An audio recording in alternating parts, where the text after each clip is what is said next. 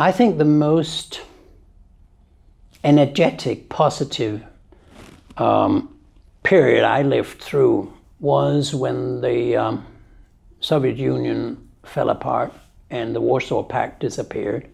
That was when we thought that we would have learned something.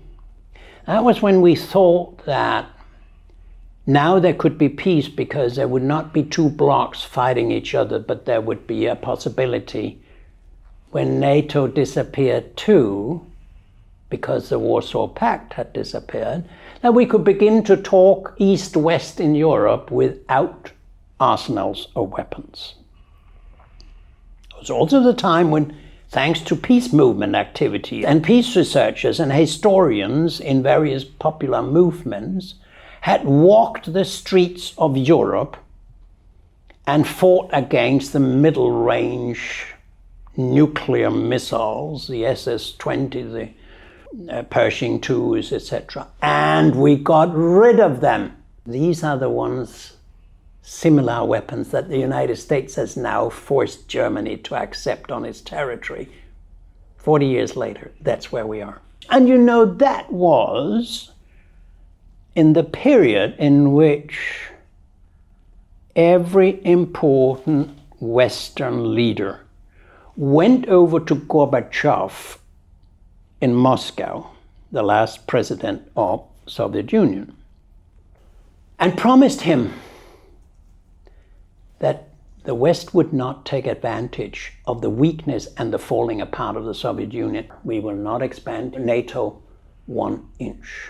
That was where we cheated, and has cheated them ever since. Whether I think we have a new Cold War, yes, I do. And it's much worse than the old one because there's no communication between Russia and the West.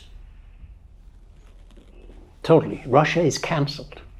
Putin is cancelled. Westerners cannot read the main Russian media, such as Russia Today. We don't even have so much freedom and so much self-confidence that we allow our citizens to read how Russia looks upon this.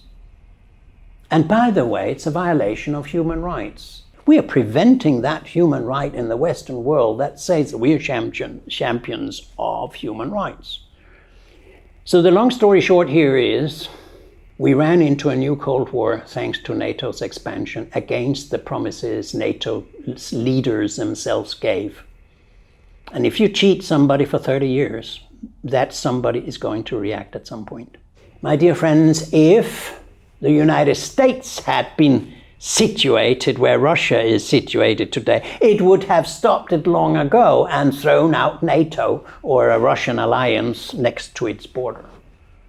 Russia has only done what any NATO country would do, namely see to it that there is a security zone and you don't come too close. The best would have been if the non-aligned countries had remained non-aligned. Finland, Sweden, Austria, Yugoslavia, etc. Because when you have neutrality, non-aligned members, you have a buffer zone of less tension. But these fools in the Western world thought that we can get it anywhere because Russia is weak. Excuse me, Russia was weak, has been weak for a long time, but Russia is not going to be weak militarily, economically, politically, forever. It was a stupid, short-sighted way of thinking. And mind you, Russia's economy, I saw the Russian economy in the 70s and 80s. You went into a supermarket, there was nothing. Now the Russian economy is the fourth largest in the world. It's bigger than Japan in a few years. In spite of running the war, they've become the fourth largest economy. How could we make such a miscalculation that we could keep Russia down forever, militarily, politically, economically?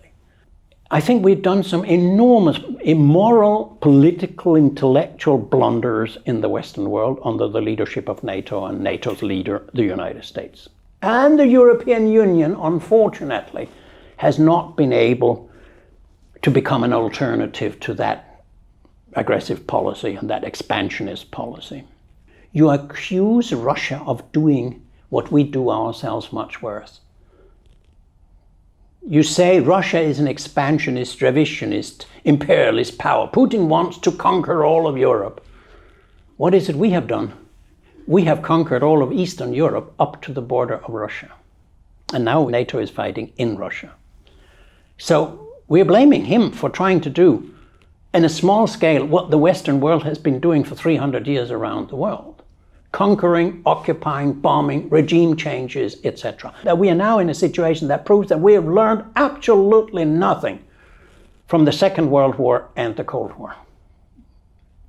And a country, a leadership, a culture that cannot grasp that the world is changing. If you can't see that, you will lose your leadership. I think the United States is losing its leadership, and for very good reasons. It didn't have to, but it has decided to run politics in such a way that it will lose its respectability, its leadership, its legitimacy in the eyes of the rest.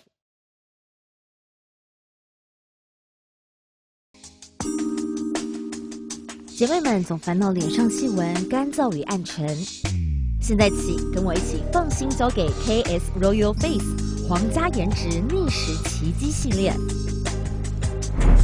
KS Royal Face 皇家颜值逆时奇迹系列，它添加5种 EGF， 专门防止肌肤老化，强化皮肤修复，增加肌肤弹性水嫩，轻松抚平皱纹，换回青春自信。